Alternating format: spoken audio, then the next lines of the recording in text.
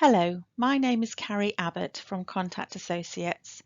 Firstly, thank you for giving Contact Associates the opportunity to speak to you today about Disabled Students' Allowances, DSAs, and hopefully raise some awareness of what DSAs are, how students can go about applying for them, and how you can help them.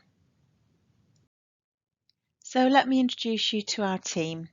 We have two sections to our organisation. We have Gareth, who heads up our service delivery side, and Natasha, who heads our operations side. Jabir and myself support Gareth as the team managers for North and South, and Dickon supports Natasha in head office. We've 38 assessment centres nationwide and over 100 skilled and experienced disability specialists, so far too many to mention here, I'm afraid. We're the only nationwide assessment service provider for students who've applied for disabled students' allowances. So what are disabled students' allowances? Basically, it's help if you're a student with a learning difficulty, health problem, or disability. And for 2020 to 2021 academic year, the allowances are up to £5,849 for the whole course for a full-time student, up to £23,258 a year in non-medical help allowance, and up to £1,954 a year in general allowance. And I'll come on to those allowances in more detail in a little while. As I said at the beginning, the purpose of today is to raise awareness of DSAs. Unfortunately, in an evaluation of DSAs in 2019, DfE found that only 2 in 5, that's 40% of students, had heard of DSAs before they started their course.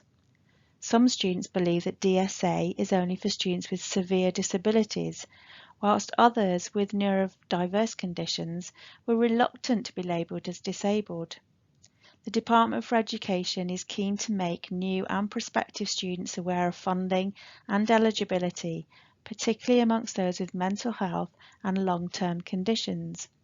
As you can see from the quotes here that have been taken from that report, one student said, "I was starting to think I wasn't good enough. Because I had dyslexia, there was no way I could be academic. Having it," and the student speaking about DSAs here earlier, "would stop that self-doubt." And another student with a mental health condition said, "College did give talks about if we had autism or any diagnosis like that, we could go about it. But it just didn't fit me. I don't have autism or anything like that. I have a mental disorder." So how are our students finding out about DSAs? Unfortunately, it looks like the majority of them, which is 32%, are finding out about it once they get to university, which can often be quite late in the process. Only 11% are finding out about DSAs from their school or college. So there's a touch point here where schools and colleges can help students by raising awareness of DSAs and helping them with the application process. It's really important that schools and colleges are aware of the scope of eligibility for DSAs. DSAs can provide additional help for students with, for example, specific learning difficulties like dyslexia, dyspraxia, attention deficit hyperactivity disorder, mental health difficulties like depression, anxiety, eating disorders, obsessive compulsive disorder, bipolar, personality disorders or psychosis. Autism spectrum conditions, including Asperger syndrome and high-functioning autism. Sensory impairments, for example, visual or hearing impairment, blindness or deafness. Mobility difficulties like paralysis, scoliosis, chronic pain, difficulty walking or using a wheelchair. Other ongoing health conditions, for example, arthritis, epilepsy, diabetes, cystic fibrosis, cancer, HIV, hepatitis, etc. And many other disabilities and conditions. Contact Associates have an eligibility checker which you might want to access to check whether some of your students might be eligible for DSAs. I mentioned earlier about the different allowances available through DSAs, and I want to go into those in a little more depth. So firstly, there's the Specialist Equipment Allowance. This can help fund laptops for students with disabilities. There is a £200 contribution required. It can also fund things like printers, assistive technology, and particular software to help students with disabilities. And I'll give you some examples of that on the next slide. The non-medical helper allowance is to fund specific one-to-one support, things like specialist academic study skills tutors and specialist mentors. They use their specialist skills and training to understand the particular barriers to learning experienced by individual disabled students. They work with the student in order to identify strategies to help them address these barriers. They monitor the effectiveness of these strategies, work to enhance students' autonomy within their learning context, and interpret the language of delivery, giving real-time access into another language which is accessible to the student. The general allowance can cover not only the cost of the needs assessment and any review of needs which may be required if the student's needs change, but also things like printing and consumables. There's also a travel allowance which is uncapped, which pays the reasonable additional costs of travel to and from an institution which are incurred because of a disability. And there are other disability-related costs of studying that can be funded too. On this slide, you can see a few examples of the types of assistive technology that's available to students in receipt of DSAs. If you click on the main title, that'll take you to the practitioner's website where you can see a full list of all of the AT available. If you click on the individual icons, it'll take you to some demonstrations of that particular type of software. The final image on there, Assistive Technology Free Trials and Useful Links, is exactly what it says. If you click on that, it'll take you to a website where you can download lots of different types of assistive technology and have a free trial of it. Hopefully you've managed to click on a couple of the links from the previous slides and you can see how useful assistive technology can be for students with disabilities. On this slide, I've just taken a couple of quotes from the Evaluation of DSAs report 2019 just to show you how, combined with one-to-one support, assistive technology can make a real difference to a student. The first quote is from a DSA recipient, an undergraduate with mental health and a learning difficulty. I suspect if I hadn't had the support, my work would have varied drastically. With the support in place, I have a better chance of completing the course than doing it on my own. I don't feel as isolated, alienated. My needs have been acknowledged, and if I need extra support, there are people there willing to help. If my mood is low, I can just put the headset on and speak my thoughts. It makes writing and typing easier. The one-to-one meetings with a mentor have allowed me to get a second opinion on thoughts and life routines. The second quote is from a DSA recipient with a learning difficulty. Between the first and second semester, I saw a large improvement in my grades, going from low 60s to high 60s, mid 70s. If I didn't have it, they're referring to the specialist software here, I probably wouldn't have completed the course because I'd just get so downbeat from receiving low grades. I probably would have dropped out, to be honest. We've talked about raising awareness of disabled students' allowances and the scope of eligibility, but students also need support in completing the DSA application form. The DFE report found that 60% of students were relying on the disability support team at their university. Only 6% of students actually got help and advice from the school or college they'd attended before they went to university.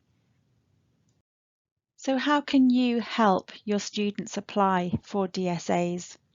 For full-time students, if they're applying for a place at university, They just need to sign into their student finance account, and this slide contains links to all of those things. They can start a DSA application from the to-do list. If they don't have an online account, again, you can follow the link on this slide to download a paper application form. If they haven't applied for student finance, they can apply for DSAs when they do.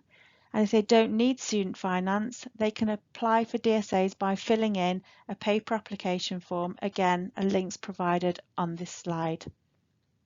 If they're part-time, a link is on this slide also because they can't apply online. And the question we often get asked is, how long will it take? Eligibility for DSAs is confirmed by letter within 6 weeks, but it can then take up to 14 weeks to get DSA support put in place. So you need to encourage your students to apply early. Once eligibility for DSAs has been confirmed, the student will receive a letter from SFE that will contain information on the next steps to getting their disabled students allowances. You can help them here by signposting them to www.gov.uk/Disabled Students Allowances Assessment Centre. The link is on the slide. Once they get to that page, they need to enter their postcode or the postcode of their university to find their nearest assessment centre.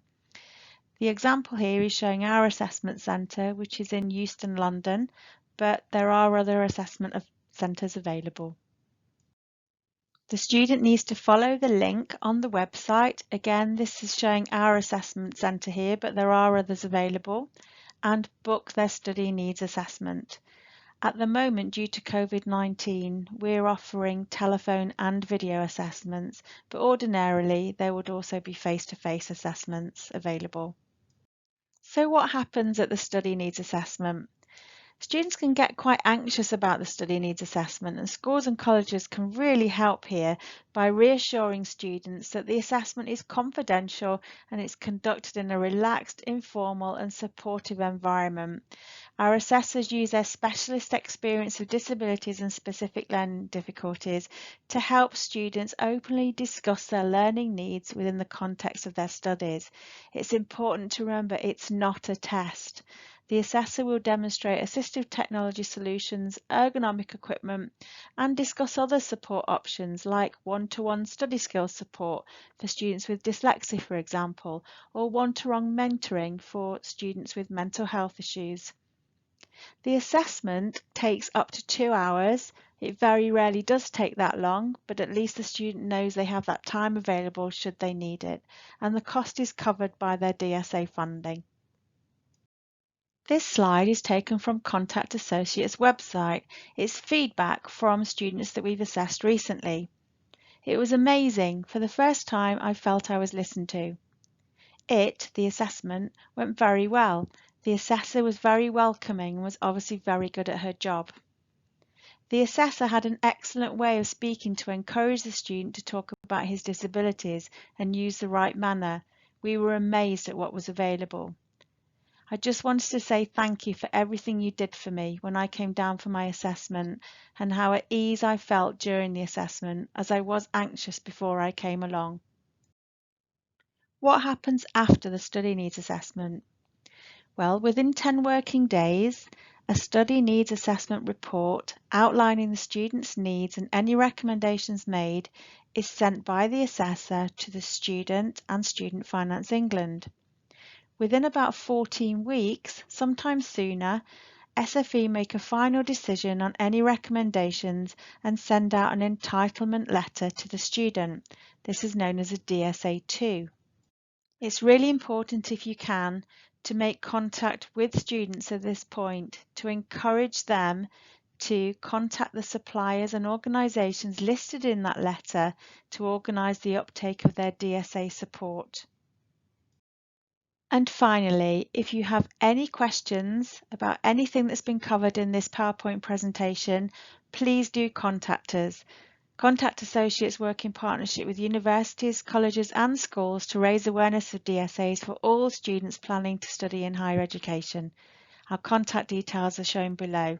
Thank you for giving us the opportunity to talk to you today.